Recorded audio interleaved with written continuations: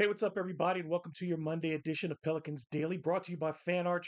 I'm your host, David Grubb, editor-in-chief of thebirdrights.com. And the Pelicans had a good week last week, going 2-1, depending on your perspective, I guess, and we'll talk about that a little bit more later on.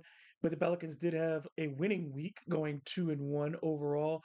With wins over the Philadelphia 76ers to start the week, and then a win over the Charlotte Hornets on Sunday night to end it.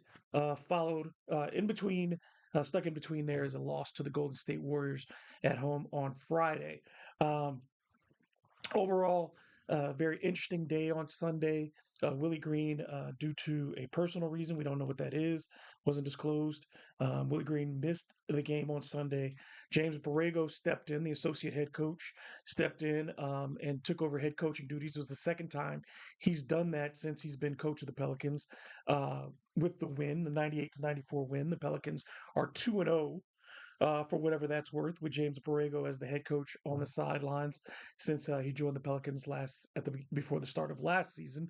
Um, of course, Borrego was the head coach of the Charlotte Hornets at one time, led them to two play-in tournaments before he was let go, and then was the interim coach in Orlando for a short time there as well. Um, but overall, the game against the Hornets was not a fun game to watch, was it? The two games over the weekend, well, the three games, we can go all the way back to the Sixers game. Not one of these games was fun to watch. That doesn't mean you don't get anything out of them. Um, in this game in particular, the Pelicans did not shoot the ball particularly well. They were playing without Zion Williamson, playing without CJ McCollum, playing without Jordan Hawkins, who was out with a back injury, back stiffness. So you were missing all of the scoring essentially for this team. Trey Murphy already gone, DeJounte Murray already gone, Herb Jones without a sling today, Sunday at the Smoothie King Center. So that's good news there that he's already out of his sling since his operation. We'll see how he progresses. But um, all the scoring, all the gravity for the Pelicans gone in this game. So for them to still come out and win it, and make some key plays late, especially Jose Alvarado, who made two very big plays. Number one, with the Pelicans down late, down 94-93. Jose comes down, drives to the bucket, gets a reverse layup, goes to the free throw line, knocks down the free throw. Pelicans up two.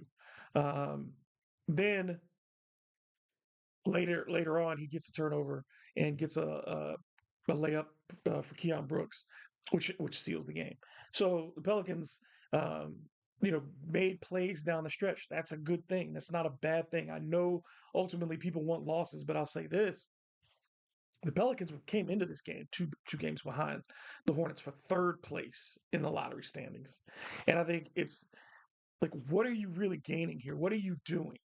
I am a firm believer that there is no way to lose your way into winning. It doesn't happen. Show me where teams lose their way into winning, where they decide we are going to be losers perpetually. And in doing so, we're going to be as bad as we possibly can. And in doing so, we'll eventually win. It hasn't happened. It hasn't happened. Show me the champion. The Celtics, that's not how they won their championship. That's not how the Celtics got there. The Celtics made a commitment a while back. And people will look at this when they traded Paul Pierce and Kevin Garnett to the Brooklyn Nets and started getting picks back in return. That's when they started turning that franchise around. Not by bottoming out. They didn't want to bottom out. Okay, so you have the Celtics. Before that, you go with the Warriors. You go with the Bucks. You go with the Nuggets. None of those teams tanked their way to a championship. You know what I'm saying? None of those teams tanked their way to a championship. Steph Curry wasn't drafted number one overall. Giannis Antetokounmpo wasn't drafted number one overall.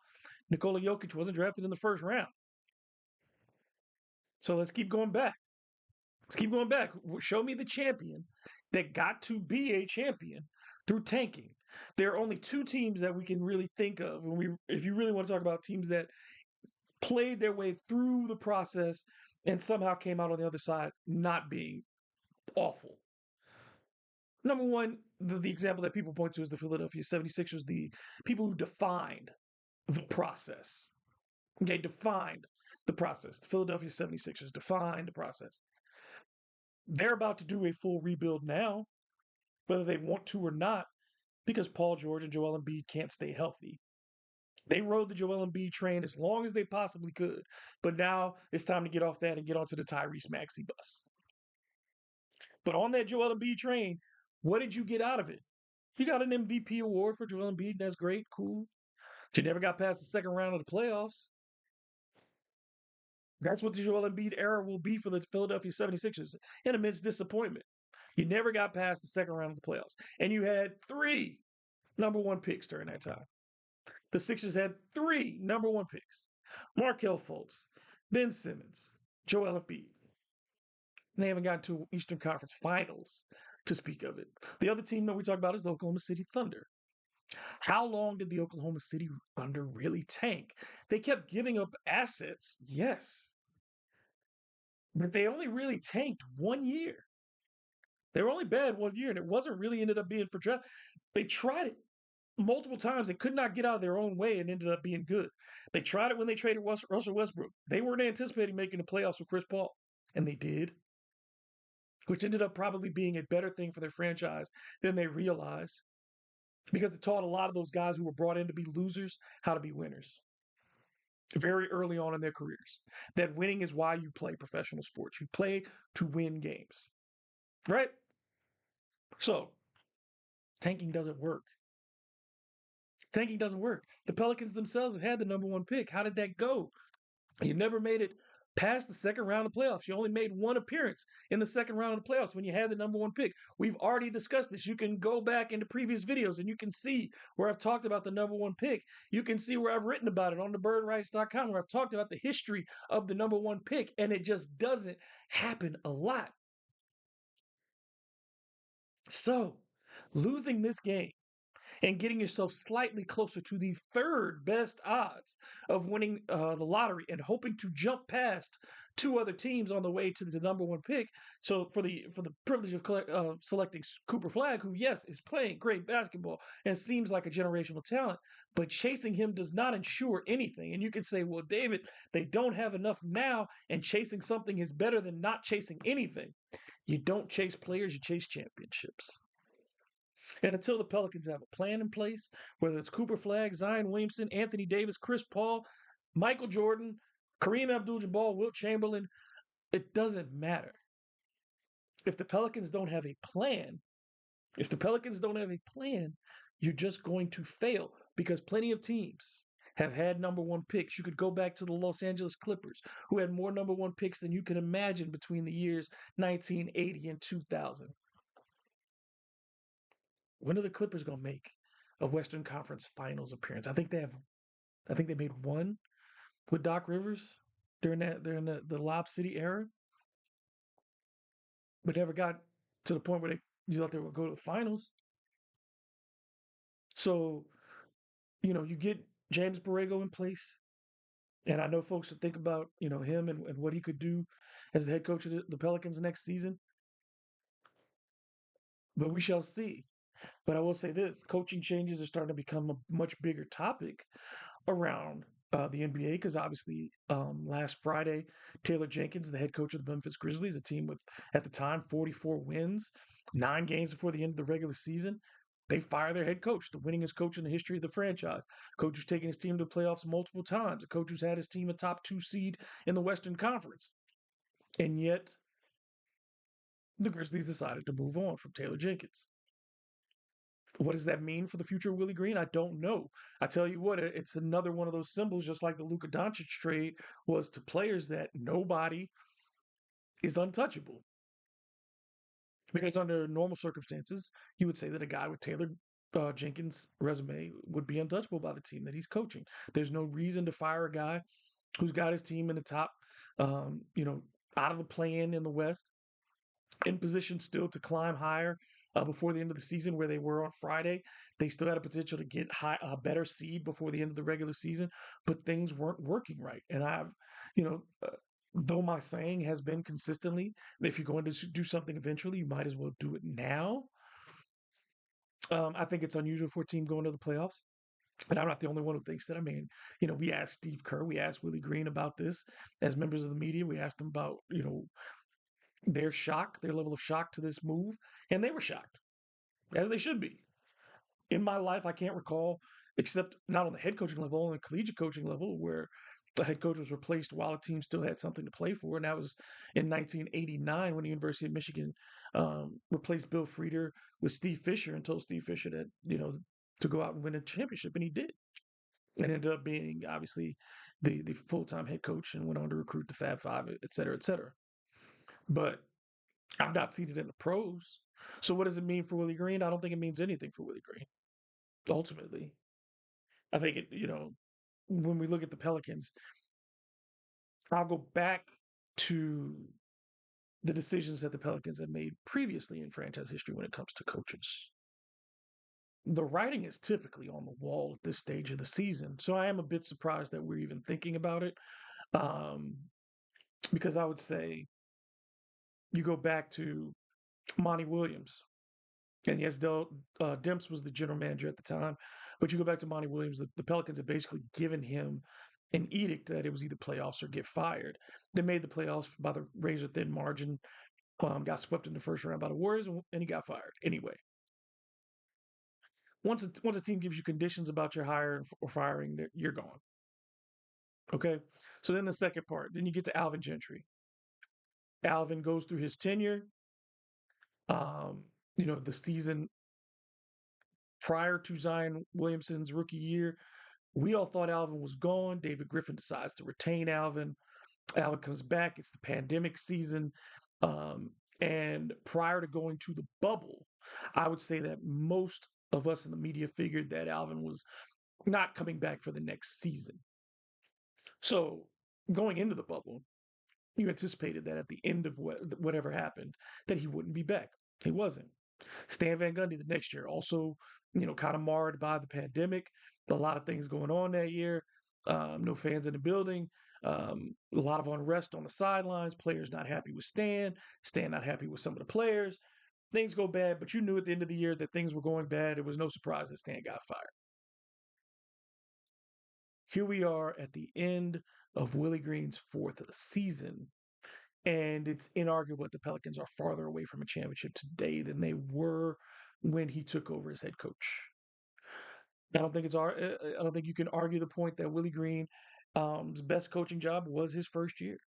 The Pelicans needed someone to believe in them. And to a large respect, the guys kind of felt beaten down.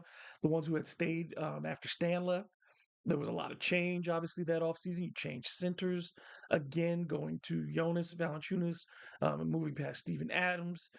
You had also gone into, some you had added these new rookies in Jose and Herb and Trey. So they had come in and kind of made their impression felt. Um, and it was a very different team. These guys needed to kind of have a leader believe in them and pull them together. And Willie Green did that to a large extent. The latter half of that season, the Pelicans were essentially a 500 team. They won 36 games and got into playoffs by winning the play-in tournament. But Willie Green had an impact on that team. Obviously, so did the trade for C.J. McCollum, and things like that. But um, Willie definitely had an impact on that team. You could argue that year two was a step back, going to 42-40. Even, because you didn't make the playoffs, you were in first place in December, and then all of a sudden Zion got injured, but they fell off a cliff that January, February. So things went really bad. And then then the last season going with 49 wins, and smoke and mirror 49 wins. Looking back, I don't think I was alone, but I know that I certainly thought that the 49 wins didn't feel valid during the regular season. And it was proven that way in the playoffs. So you come back this season and you have one of the worst seasons in franchise history. You have the worst defense in franchise history. You've had some of the worst luck in franchise history. All that's true. But my question then is to remove all of those things. Remove the bad luck. Remove the injuries. Remove this, that, and the third. My question is, what advantage does Willie Green give the Pelicans on the court on a night-to-night basis? What advantage? Is it that he's exceptional at using his personnel? Is it that he's exceptional at running an offense? Is it exceptional at running a defense? Is he exceptional at communicating. It doesn't feel like any of those things are true anymore, if they were ever true. I think the one thing is that you could say that his players do respect him. The players respect Willie Green. They absolutely do. And we're not going to argue the point of whether or not Willie Green is a good person. I say all records indicate that he's a good person. I don't know him, so I'm not going to, I'm not going to put my neck out and say for sure that I know Willie Green's a good person. But I'll say all evidence suggests that he is. But that doesn't matter. The job here is to win basketball games, and the question is, does Willie Green help the Pelicans do that? And I would argue that you know this game against the Hornets was evidence that it doesn't really make a difference whether or not Willie Green is the head coach or not. And if that's the case, then it's time to move on. Because if it doesn't matter if you're the head coach, then why do you have the job? If we're talking about who could potentially fill that job, then obviously Taylor Jenkins' name would definitely be at the top of that list. So would I think Mike Brown, who was let go by the Sacramento Kings earlier this season, and took a team that had missed the playoffs for 15 years and got them back into the postseason and had made them respectable in a lot of ways. He's a guy who's won multiple Coach of the Year awards. Somebody that teams are going to look at. Then there are, the unknown quantities. There are people sitting on benches right now who are going to be the hot young targets. I would say this: if the New Orleans Pelicans are looking for a new head coach this offseason, I think it's more than likely that they do not go back to an inexperienced head coach. These things they tend to oscillate from one direction to the other. If you have an offensive head coach, then you tend to go to a defensive head coach. If you had a rookie head coach, you tend to go to an experienced head coach. If you had an experienced head coach, you tend to go to a young head coach. It's how these things tend to go because you're trying to find where in that middle is the right medium.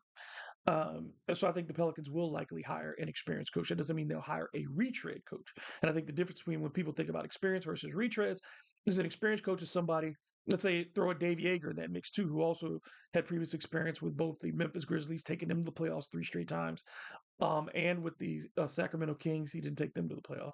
But those are the types of coaches who may get the call this time because they've had some level of success somewhere in the NBA before. A proven amount of success in the NBA is likely to be a prerequisite for whomever the next coach of the Pelicans is. So that's why I would rule out a guy like a Sam Cassell. It doesn't matter. I think, there are people going to say Sam Cassell has the coaching bona fides, maybe a Mark Jackson. I would say the reason that Sam Cassell would be out because he lacks the experience as a head coach. And I don't think David Griffin, who would clearly, if he's given the opportunity to make another head coaching hire, would clearly be making his last head coaching hires with the Pelicans, unless they, win and that coach moves on for a different reason. But that would likely be his last head coaching hire. I don't think he's going to take the risk of his last head coaching hire being a brand new coach. I just don't think you do that, considering the amount of variables that the Pelicans will have going into this offseason. If your variables include you don't know who's all going to be healthy by game one, you don't know exactly how dramatic a shift you're going to make to your roster this offseason. Those types of things. The fastest thing you need is somebody that you don't have to teach how to coach or how to be a head coach. Somebody that just does not have to spend a long time look at their Rolodex to find assistants. Somebody who doesn't have to spend a long time coming up with an offensive philosophy or their defensive principles. Okay, so I think that's going to be a major factor in how the Pelicans find a head coach. A big factor that people are looking for, certainly in the next head coach, is player development. And I will say this: the Pelicans' young players stepped up in a big way this past week. The Pelicans' 4 leading scorers over the course of this past week were all rookies. Okay, over these 3 games. Carlo Makovic was the leading scorer for the team this week with 13 points per game. Antonio Reeves, who had 16 points against the Hornets, was second on the team with 12.7 points. Keon Brooks, who came off the bench on Sunday but had his first start against the Sixers, averaged 12.7 points for the week. And Yves Missi averaged 12 points and 10 rebounds for the week. So those are your four leading scorers this week were all rookies, and they played fairly good offensive basketball. We could talk about the defense, but the Pelicans are bad as a collective defensively. But offensively, they all showed potential. Carlo shot 59% from the floor. Antonio shot 58%. Keon shot 54%. Eve shot 60%. They all shot the ball well. They shot it decently from three. Carlo 33% from three. Antonio 69%. Keon 50%. So they shot the ball well from deep. They shot the ball well from two. They made their free throws for the most part, um, shooting over 75% from the free throw line as a group. Um, and then you have Eves giving you averaging a double double over those 3 games, though he only had one statistical double double, one box score double double in those 3 games. So your rookies, which if you're going to be playing these games down the stretch and your starters are gone, who do you want seizing the moment? Your rookies. And they are doing that. They are giving you the kind of production that you wanted to see from them at this stage. Um, Considering that the level of opponents this week, in the Sixers and the Hornets, not great, but in the Warriors, a team that's playoffs, you got a mixed bag, and they were able to produce across the board. I think the concern is that what is the long term goal for any of these guys? Because if we're taking them individually, I say Carlo, and I've said this before. I think with Carlo, his offensive upside is high, yes, uh, because Carlo has an exceptionally high motor. Carlo works hard. Carlo does everything at 100. So I think but his skill set is still very his potential is high, but his skill set and his understanding of the game are still limited. So I would still classify him as a second or a third big, at best. Antonio Reeves, um, I have been clear, and I think that he has usurped Jordan Hawkins as the better investment as a young bench scorer, somebody to come off the bench and shoot threes. Jordan Hawkins, before he went out with the back injury on Sunday, continues to show that he just doesn't deserve that spot. He's been given the minutes, he's been given the time. He cannot make shots, first and foremost.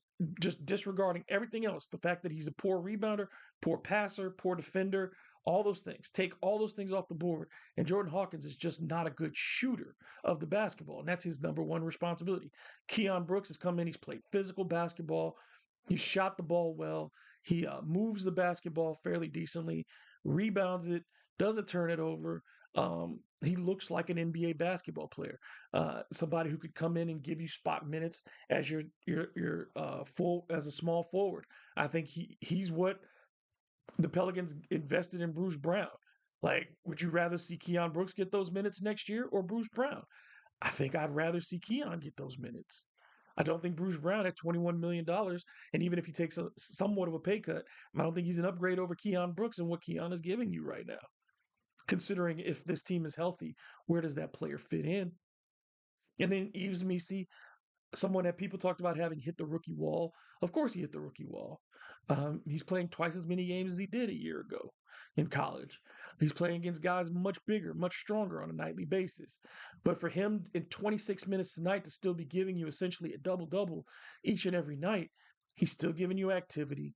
Um, he needs to get bigger in the offseason. He needs to work at improving his catching skills, particularly in traffic. He needs to get quicker at his just reactions to things. And that comes from not having played a lot of basketball. He's still thinking the game more than playing it. But certainly, Yves Missi, again, has shown that he has outplayed his draft position and has earned, at the very least, an opportunity to compete for the starting job at center next season. You would hope that the Pelicans look to upgrade, but just like you're looking to upgrade every position. But if you don't, I think if you're the New Orleans Pelicans and if you're Pelicans fans, you can't feel you can't feel bad about having Yves Missi potentially come back and be the starting center next year. You may feel like they still need an upgrade, and they probably would, but you wouldn't be entering the season with the same sense of dread that you entered this season, excuse me, um, knowing that they just didn't have the bigs available. Um, so I think that the future is bright, generally. I don't know how high that ceiling is for any of these guys. None of them strike me as all stars. So I don't think you need to be carried to that point. Could one or more of them, obviously Eves is already a starter, but could more or one of them become a legitimate and not a default starter on this team? That I do not know. That I do not know. I think that there's still holes in Antonio's game. There's a reason that none of these guys were first round picks other than Eves, and Eves is an upside pick, uh, not a production pick, and though he's lived up to the production and the potential so far. So I think that again, I think that these guys are good basketball players. Are they franchise changers? Probably not. Probably not. You still need to upgrade the talent for this Pelicans team extensively. One of the other things that has been a big topic of conversation is how do you fix the NBA? This has been going around lately. How do you fix the NBA? How do we stop teams from tanking? How do we get teams to value the regular season? I'll say this again. First, if you, I've mentioned this before and I will say it again. I think that the way to stop tanking is to get rid of the draft. First and foremost, get rid of the draft. The draft itself rewards teams for not being good. The lottery even more so. If you put your picks based on how bad a team does, you are innately incentivizing them to lose, and you're also incentivizing them not just to lose, but to not win. So it's both things. You're not encouraging organizations to set up their rosters to be in a position to win. Get rid of the draft. If every team deals with a pool of money, there are only so many spots and so many players. Guys want to play, guys want money. So if you can say, well, everybody's going to go to LA. No, they're not. You still have a salary capped league. You still only have so many roster spots. Guys are not going to take the hit and say, I'm going to take less money just because I want to not play for the Los Angeles Lakers. All athletes care about money and minutes. Money and minutes. If it's football, money and snaps. If it's baseball, money and innings. They want to play. What you want to force teams to do is have to audition for the players as much as the players are auditioning for the teams. When you leave college, then you look for a job. When you leave high school and you look for a job, wherever you're doing, you're both auditioning each other. You're both interviewing each other. When you go into that company and you sit down and you talk to them, you are trying to find out if they're the place for you to work as much as you're hoping for them to be interested in you working for them. Sports, we don't have to do that. Teams don't have to validate themselves. They can just be bad and say simply for the fact that we have this limited amount of jobs, you should want to work for us. But careers get ruined in that model. And I think it's time for that to change. If the players have more of a stake in where they go, then the teams know that they can't just present anything. Their facilities do have to look great. Maybe you start to get more competition like you do for college athletes because now you got to show them, all your amenities at your facility. You got to show them why they should come and choose the Utah Jazz over choosing the Memphis Grizzlies, over choosing the New York Knicks. Why do they want to choose you? The only way you can do that is by forcing them through the draft. This is why teams stay bad. Because teams if bad teams are always given the opportunity to get the best talent, why don't the worst teams routinely rise to the top? It doesn't happen that way. And you know why it doesn't happen that way? Because if you've got a bad organization, they're going to make too many mistakes. If you've got bad ownership, you've got bad management, you've got bad coaching, it doesn't matter how many times you're given access to the best players, you're going to fail. So number one, let's get rid of the draft. Number two, how do you fix the season? Let's change the schedule. Nobody likes 82 games anymore. I admit I'm an 82 games purist, but I can figure it out, and let's figure out how do we shift it. So the math is pretty simple. The easiest way to do this? Let's get rid of divisions. You keep the conferences. You got your East and you got your Western Conference. Fine. 15 teams each. Cool. If we go to 16, let's say sorry about that. But let's say we go to 16, all right, because we're expanding. We're moving into Las Vegas and Seattle. So you got 16 teams. Okay. Everybody plays 3 games against their conference. So that's 45 games right there, right? 15 times 3 is 45. Then you've got 16 teams in other conference. You play that's by 2. That's 32. So 45 plus 32 becomes 77. Your regular season is now 77 games. Okay? 77 game regular season. You take 5 games out of the regular season. Well, now what do you do with those other 5 games? What I do with those other 5 games is I add them to the play-in. It's not the play-in tournament, but I add them to the mid-season tournament. I make that a long, lengthy break. What I'm doing is I'm dividing the regular season now into 2 parts. There's a part one and there's a part two. In the middle is your in-season tournament of however make up those 5 games right in there. You make up those 5 games and right there with your pool play. You figure that out within there with 16 teams each. You can still do your 5 games. You figure that out. You do your 5 game tournament. You make them up. You get your 82 back. So now you're back to 82 so that the team owners aren't losing money. You got 77 games. So now we can split the season in half. One part is we make it with 36 games, the other part 31. So, and then yeah, whatever. Split it down the middle with 33. Each one 30, 133, 134. First half, second half. Okay. You give points, boom, boom, boom, for the first half, how teams finish within the standings. Get points, second half points, boom, boom, boom, boom. You add those points together, boom. For Western Conference, Eastern Conference, it's a lot like what used to happen with the old CBA, not collective bargaining agreement, the Continental Basketball Association. Their season went in 2 halves, and you added the points together, and that's how you added the playoffs. And then after you have your Eastern Conference, you rank your teams by the points, boom, boom, boom, um, one through however many you want to make your playoffs now. Same with the West, boom, boom, boom, boom, boom. And then you go let everybody go at it. I think you end up with far less discrepancy in your East-West standings that way. Divisions don't mean anything now anyway. I don't think fans care about divisions. I think if we're all being conditioned that the postseason is a thing, I think this sets you up for a postseason because you've got an early kick. Hey, we're going to set ourselves up. You worried about injuries? We're going to win segment one. We're going to win segment two. Whatever. You give teams an opportunity. It always means something. It always means something. So we're going to eliminate the draft. We're going to let rookies go into a pool of talent, let them interview their teams, let the teams have a pool of dollars in which to sign their rookies.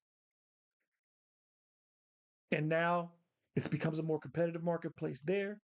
And then on the flip side, you've broken the season up into 2 portions, a first half and a second half. In the middle, you can do your in-season tournament. You can do your all-star activities, all that. You give it a good extended break, allow the players to break it up, get their rest. Tournament, in-season tournament, it is what it is on its own. It only means what it means. As an in-season tournament, it doesn't affect the regular season standings at all. You take those completely out of it.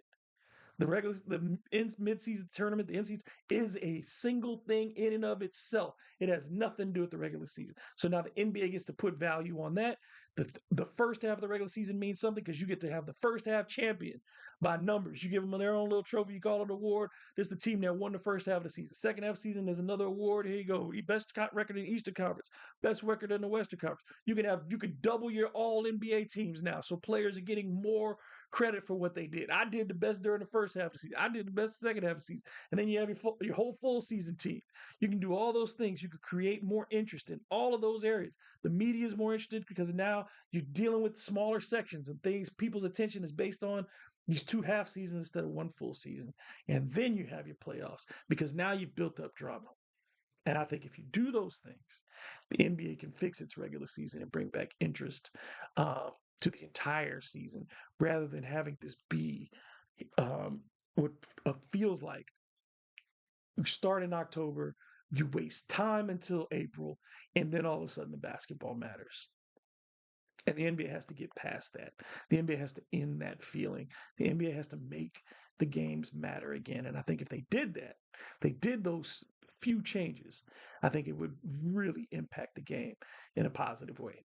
Anyway, I hope this is a good start to your week. Please don't forget to like, comment, subscribe, share each and every episode of Pelicans Daily. And don't forget to check out thebirdrights.com for more Pelicans coverage each and every day. You can also follow me on social media at DM Grubb. Until the next time, y'all take care of yourselves.